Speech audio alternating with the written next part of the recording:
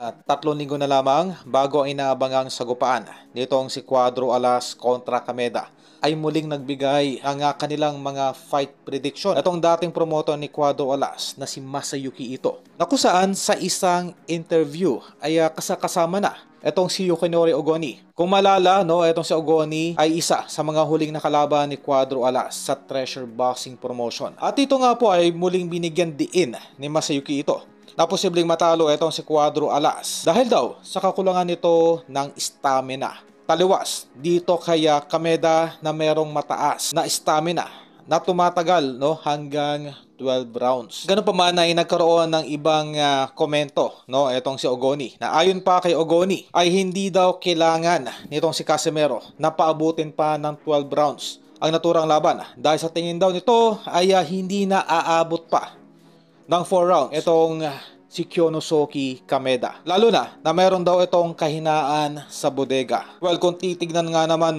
medyo may kahinaan itong si Kyonosuke Kameda, partikular sa kanyang bodega, na kung saan ito nga po ay na-knockout sa bodega kontra Luis Neri. At makikita rin sa mga sparring nito na medyo sensitive nga yung parteng bodega nitong si Kameda. Gano'n pa man, ang mahalaga ay matuloy ang nasabing laban ngayong October 25. Kung saan ay panigurado naman na sasagasaan lamang ni Cuadro Alas itong si Kameda, na malayong malayo po kumpara ating former 3 division champion John Riel Casimero.